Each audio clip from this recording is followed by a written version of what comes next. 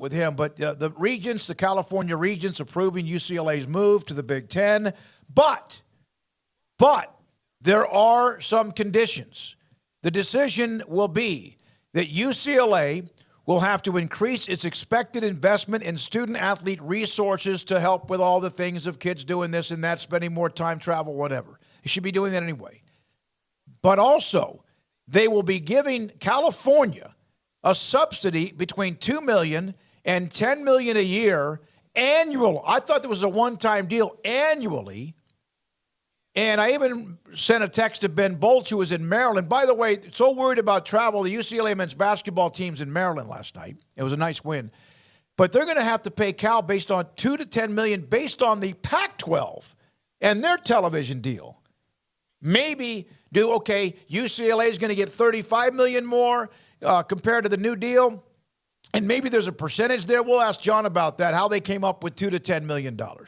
Yeah, I mean, forever or just for the length of the first TV deal? It says annual payment. Yeah. I don't know if it's 2 years, 10 years, or the rest of their lives. I would think it's probably for the first TV deal. And then after that, you can't keep doing that, which the first TV deal is not all that long, as we know. It's only, 5-6 years. So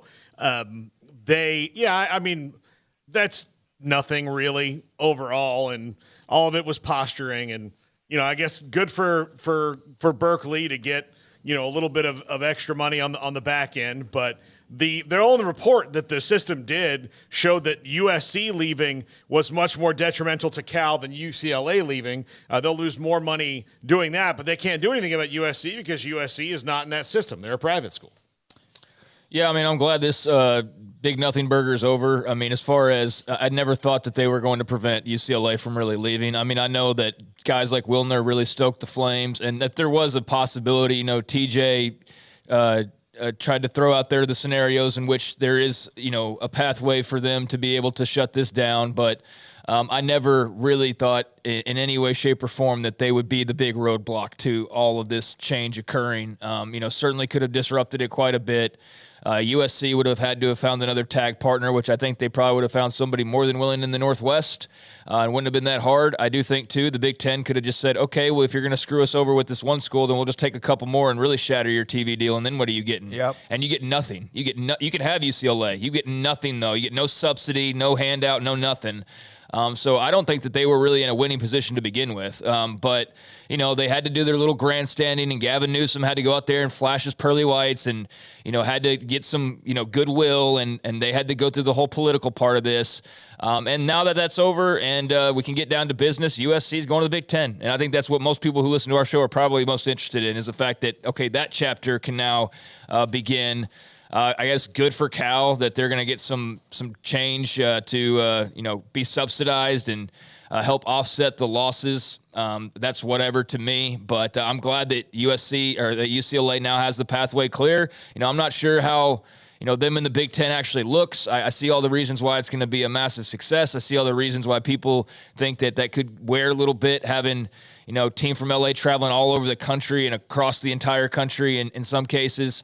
But I'm sure they'll be smart as far as how they set that up. And you get enough teams, you don't have to travel that far. You can keep it kind of conference-y and, or divisional and not have to have the Rutgers cross-country trip all that often. Or, you go out there and you stay for maybe a week and you play 2 or 3 teams all in one go. So there's ways to offset that. But I always felt like this was a reach to begin with and was something that was just hope more than anything else. And I think ultimately it was, even though, yes, again, they did have, in theory, a chance to put the kibosh on this. But I'm glad we're dealing with reality once again, and we're moving down the pathway that we all knew we were probably going to be moving down, and that's UCLA going to the Big Ten. Kevin Warren said thank you. UCLA's AD was, listen, we're not playing at Rutgers every day, every week. We're not, he was still, I think, the $2 to $10 million deal. I don't know what that ends up being. I think there's a lot of posturing here. Also, man. Just go back to the very beginning. Not that everybody always makes smart decisions or doesn't see,